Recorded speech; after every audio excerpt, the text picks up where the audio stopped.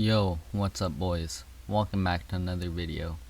Today we're going to be diving deep into something sinister, something obscure. What is obscurity? Someday you'll be dead. It's something that's inevitable. Will you be remembered? What about after 100 years? What about 1,000? 1,000,000? No matter what, things are always changing. What was here yesterday might not be here today, and what was here today might leave us tomorrow. Change is inevitable. We may be here to remember what happened yesterday, but what happens when we forget or die? This is obscurity. Everything eventually becomes obscure, sometimes on accident. Sometimes, though, people try their best to hide something, causing it to become obscure. Cover-ups, secrets, we never know 100% of the truth. Maybe it's for the better if it stays that way, but maybe. It was September 25th, 2000. Carl Morris was returning home from his job at the Shepherd Air Force Base in Wichita Falls, Texas. When he got home, however, he saw something that would change his and his family's lives forever. When he stepped inside, the racks of the dishwasher were scattered on the floor. Why was this? Carl opened the dishwasher to find out. Inside was Christopher Aaron Morris, age 11, his son, but his son was dead. The body was naked. It had already been through a wash cycle. Who would do this? Why?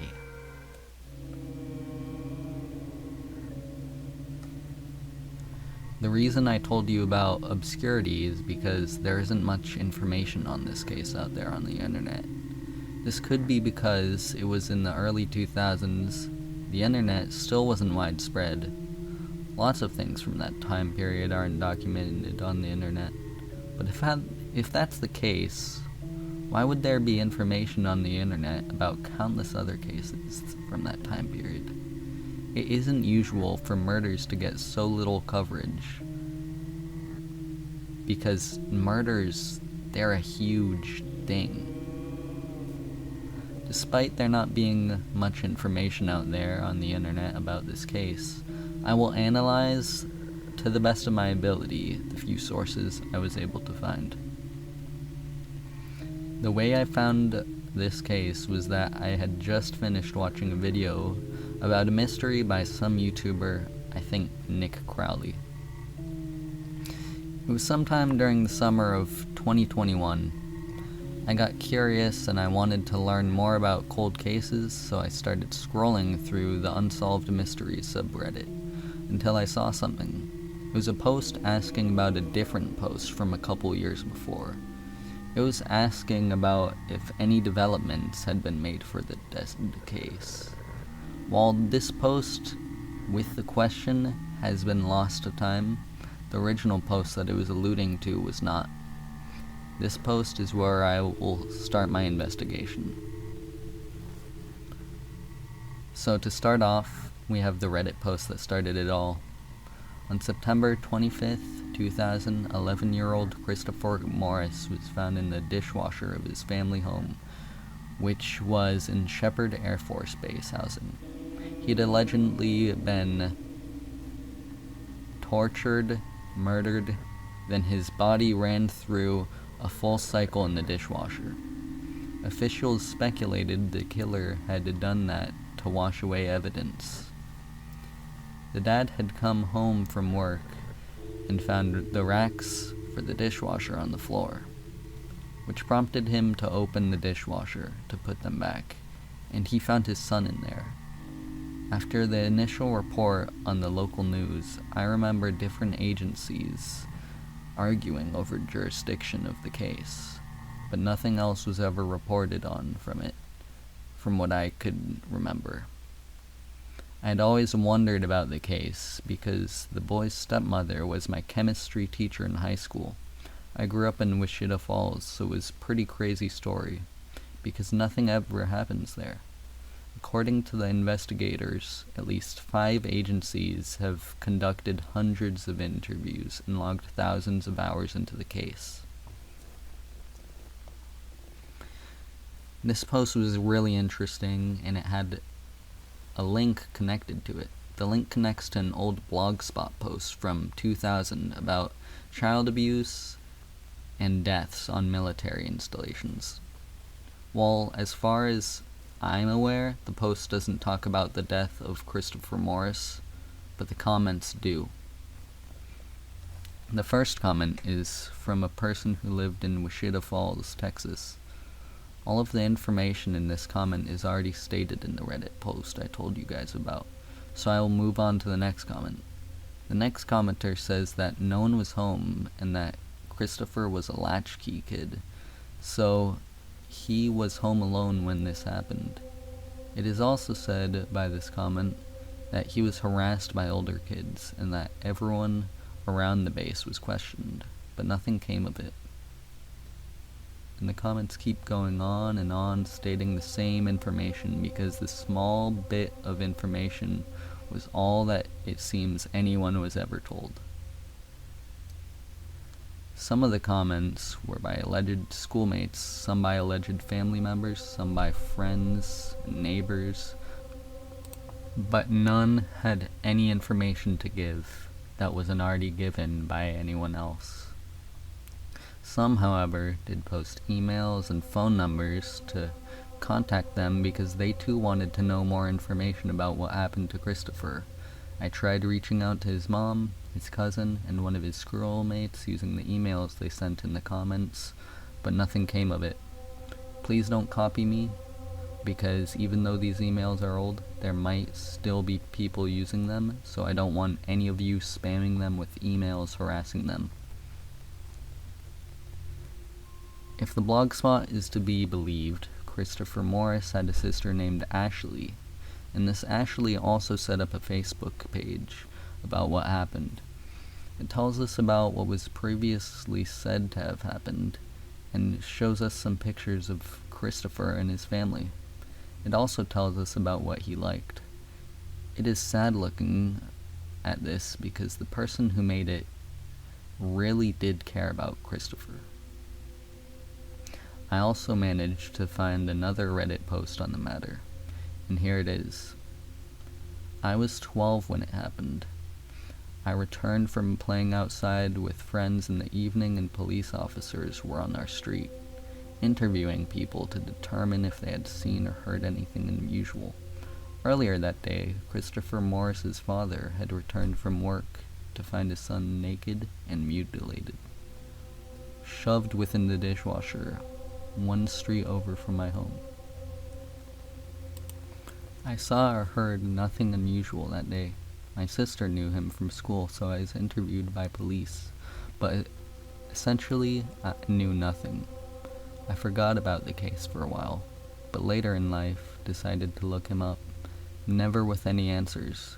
There's frustratingly little about the case online. Google searches shows his Tulsa obituary, some comments from the base commander in a town hall, and a couple previous Reddit threads. There was even a podcast somewhat recently questioning whether the whole thing might be a creepypasta. Christopher's death has baffled me for over 20 years. Has anyone been able to find any more information about it? I can't comment on this Reddit post. There isn't really anything to add. This person only knows the same amount about the case as everyone else does. It really does seem like someone tried to hide what happened, especially if you had multiple agencies going in on this investigation. Someone made an effort to hide this information from the public. The Reddit post did link to the podcast it mentions, but the podcast only tells us what we already know and questions if the case is even real. The post also links to an obituary, one that I had managed to find before looking at the post.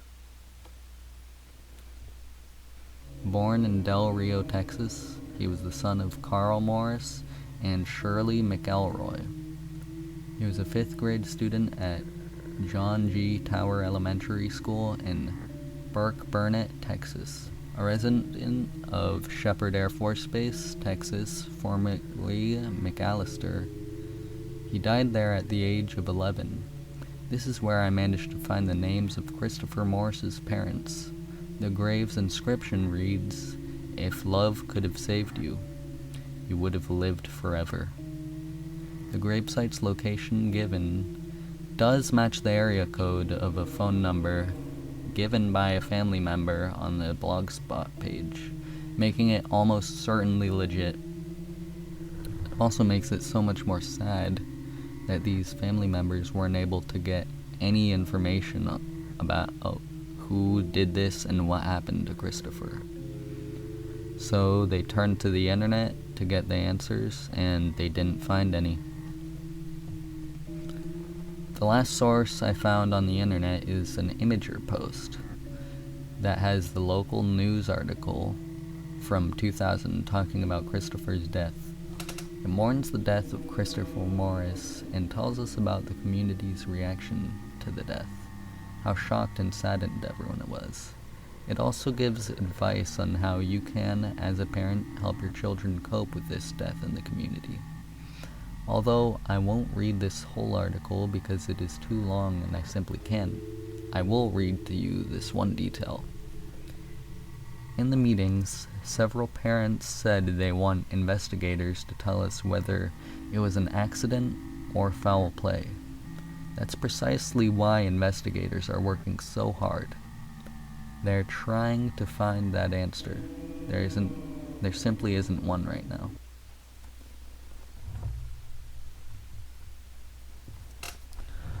With such a large case and such large reactions in the community, you'd think that the investigation would have brought us information, yet it didn't. The government got involved, 5 different investigative agencies got involved, yet nothing. No closure for the family, as they never even got updated on the search. They know as much as we do, and all we know is the information that was told to the community at the start of it all. I don't want to say it, but normally, the only reason the public is left in the dark like this is because it's something really extremely dark, shady, and possibly corrupt went on behind the scenes. I have a reason to believe this. In the 60s, during the Cold War, the government held a secret mind control experiment based in California, using citizens as guinea pigs. This was called MK Ultra, and the people experimented on were left often brain dead or unresponsive, and it affected them and their family and all the people around them. The government held this as a secret for many years from us, so if they wanted to, they would have the power to hide anything. It could have been a high-up official who killed Christopher, a person crucial to the functioning of the U.S., or it could have been something far worse. I honestly don't know what to believe, and there isn't enough information for me to come up with any theories on what happened. But it must have been something big if we still don't know what happened after 20 years. Just some food for thought.